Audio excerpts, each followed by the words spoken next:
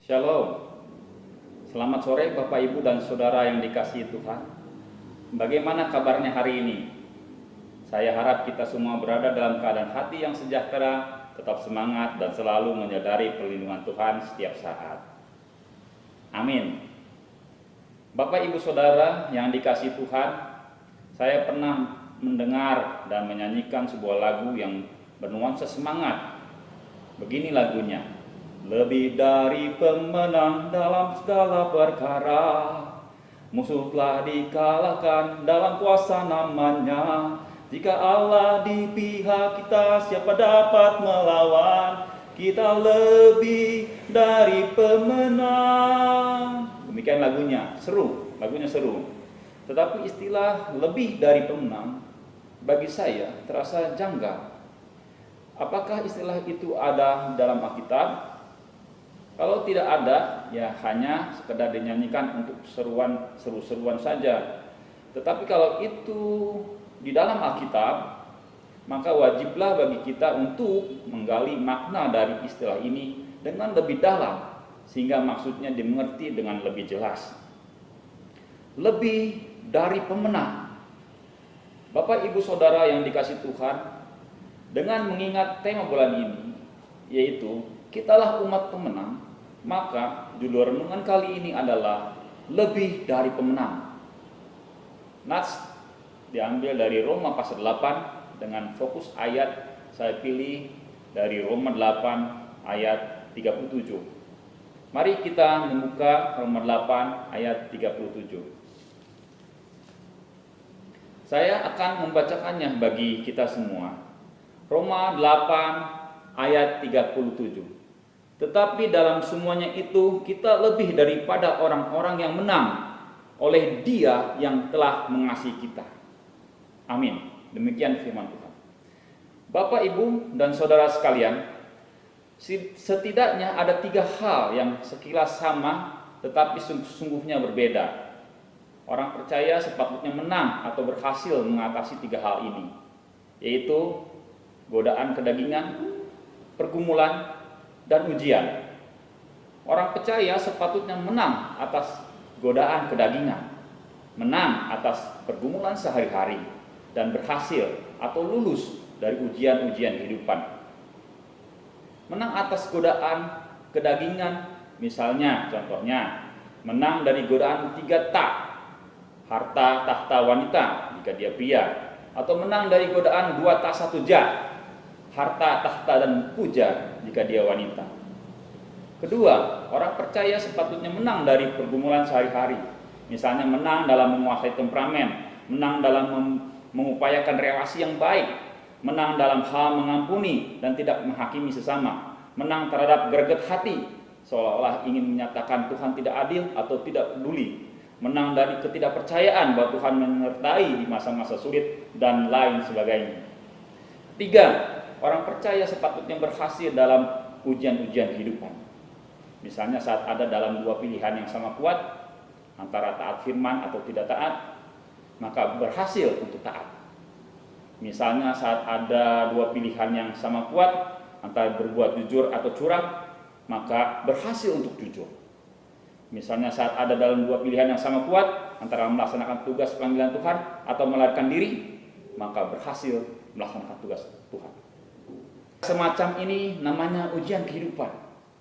Berbahagialah mereka yang menang atau berhasil dalam hal ini, karena kepadanya Tuhan akan menaruhkan kepercayaan yang lebih besar. Amin. Bapak, Ibu, Saudara yang dikasihi Tuhan, 3 hal ini, godaan, pergumulan, dan ujian, kita mengalaminya. Kadarnya memang berbeda-beda pada tiap-tiap orang, tetapi kita tidak luput dari itu. Baiklah Bapak, Ibu, dan Saudara, yang pertama, godaan. Godaan sasarannya adalah kelemahan kita, yaitu kedagingan. Mengenai ini, pertama Roma 8 ayat 5a dan ayat 8 menyatakan, sebab mereka yang hidup menurut daging memikirkan hal-hal yang dari daging. Mereka yang hidup dalam daging tidak mungkin berkenan kepada Allah. Berdasarkan ayat ini, kalau kita ingin berkenan kepada Allah, Ukurannya bukan perbuatan-perbuatan baik kita. Kalau ukurannya perbuatan-perbuatan baik kita, agar kita berkenan kepada Allah, kita akan kelelahan. Karena kita tidak akan pernah sanggup berkenan kepada Allah dengan perbuatan-perbuatan baik tersebut. Bapak, Ibu, dan Saudara yang dikasihi Tuhan, jika godaan kedagingan itu seumpama arus sungai, maka segeralah menepi. Jika godaan itu seumpama kolam lumpur, jangan berkubang di situ, segera ke daratan. Hindarilah segala kemungkinan yang menyebabkan godaan tersebut memapar kita atau bahkan menggerogoti kita. Tindakan menghindar seperti ini berkenan kepada Allah. Jika kita ingin berkenan kepada Allah, menghindarlah dari godaan kedagingan. Roma 8 ayat 9a menyatakan, tetapi kamu tidak hidup dalam daging, melainkan dalam roh, jika memang roh Allah diam di dalam kamu. Ya saudara, Bapak Ibu Saudara, jika Allah berkenan, tentu saja rohnya diam di dalam kita. Bagian kita adalah menghindari godaan kedagingan. Ya, saya pribadi mengharapkan kita semua menang dari yang satu ini. Amin. Yang pria menang dari 3 ta, yang wanita menang dari 2 ta 1 jam. Bapak, Ibu, Saudara, berkali-kali dicatat di dalam Alkitab bahwa Allah marah atau Allah bersedih karena umatnya hanyut dan berkubang dalam godaan semacam ini. Perbuatan dosa karena tidak menang atau kalah atas godaan ini tidak patut dilakukan oleh orang-orang yang memiliki roh Kristus di dalam dirinya. Tidak patut dilakukan oleh kita. Oleh karena itu, matikanlah perbuatan-perbuatan itu dengan menghindari godaan kedagingan dan hiduplah oleh roh. Seperti nasihat dalam Roma 8 ayat 13. Sebab jika kamu hidup menurut daging, kamu akan mati. Tapi jika oleh roh kamu mematikan perbuatan-perbuatan tubuhmu, kamu akan hidup. Jadi saudara-saudara sekalian, untuk yang pertama ini pesannya adalah segeralah hindari godaan kedagingan. Kemudian yang kedua, pergumulan. Pergumulan sasarannya adalah jiwa.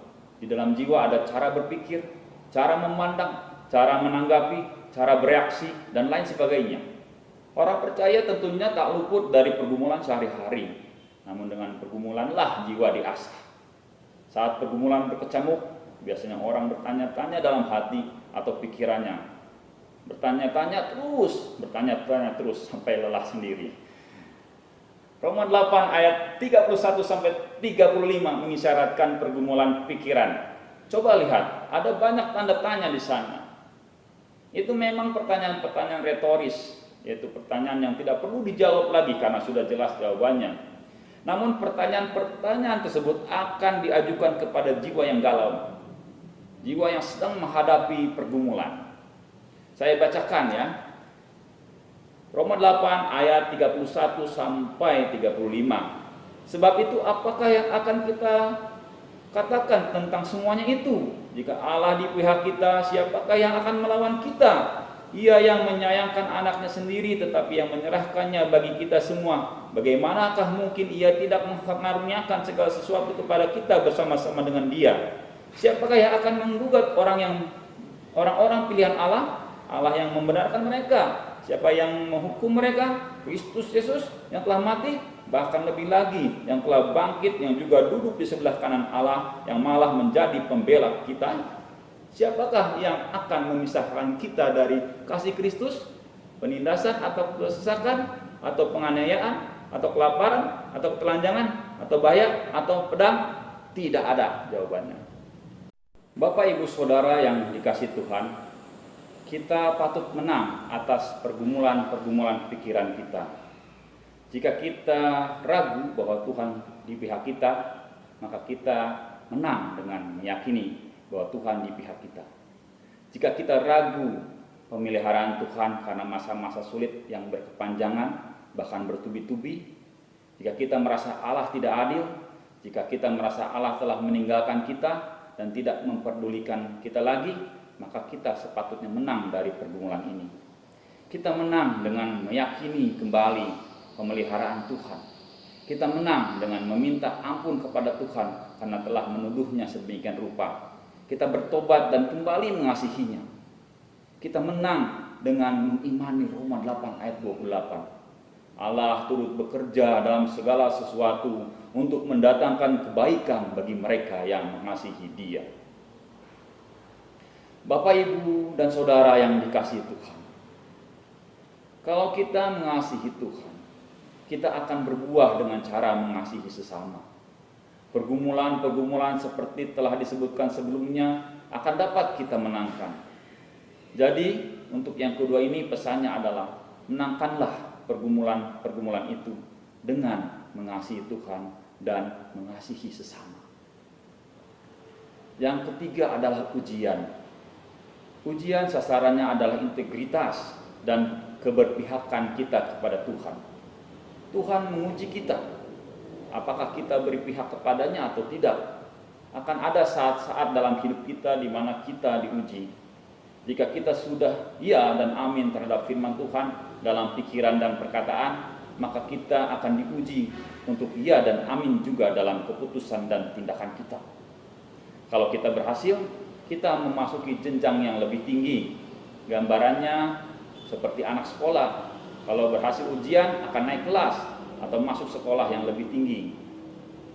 Dalam kaitannya dengan kehidupan Kristen, setelah seorang Kristen lulus ujian, ia akan dipercaya untuk tugas pelayanan yang lebih besar.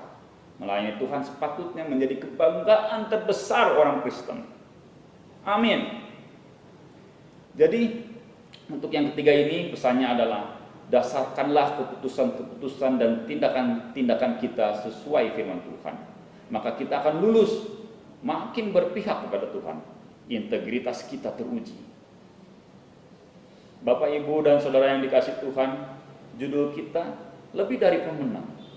Dari tadi disampaikan hanya menang, menang, menang saja. Mana lebih dari pemenangnya? Baiklah, ini penjelasannya.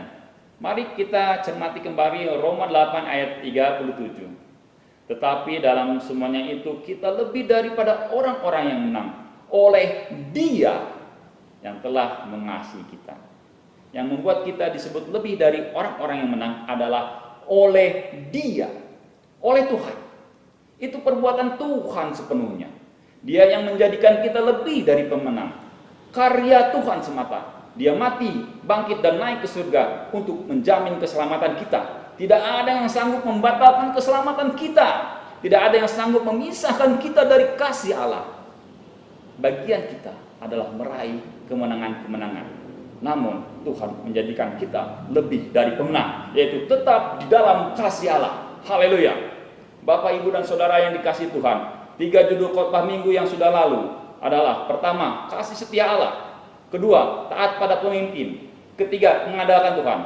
Apabila kita cermati perjalanan umat Allah Israel mulai dari kitab Yosua, mereka diperintahkan Allah untuk menang, mereka diperintahkan Allah untuk taat pada pemimpin mereka, diperintahkan Allah untuk mengandalkan Tuhan.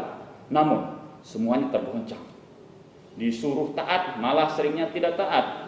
Disuruh mengandalkan Tuhan malah mengandalkan berhala dan mengandalkan belas kasihan musuh. Umat tidak taat, pemimpinnya juga tidak taat kepada Allah.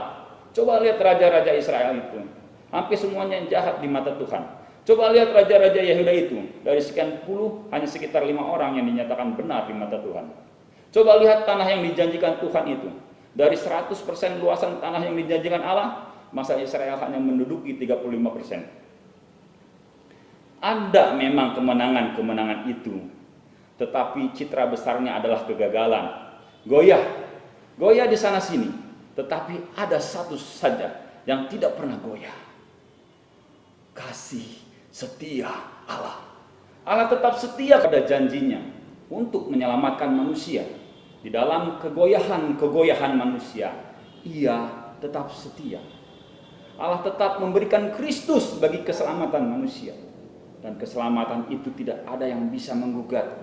Iblis tidak, kegagalan kita juga tidak. Tidak ada yang dapat memisahkan kita dari kasih Allah. Pekerjaan penyelamatan ini sepenuhnya murni dari pihak Allah. Dari pihak kita tidak ada satupun yang seharga dengan keselamatan itu. Kita berstatus lebih dari pemenang karena karya Tuhan ini. Maka kita patut mensyukuri itu setiap hari dengan menang atas godaan kedagingan, menang dari pergumulan-pergumulan hidup sehari-hari, dan berhasil jika Tuhan menguji integritas dan keberpihakan kita kepadanya. Amin. Mari kita berdoa. Bapa, terima kasih untuk sore malam hari ini. Firman Tuhan jelas, nyata, mengajarkan sesuatu kepada kami.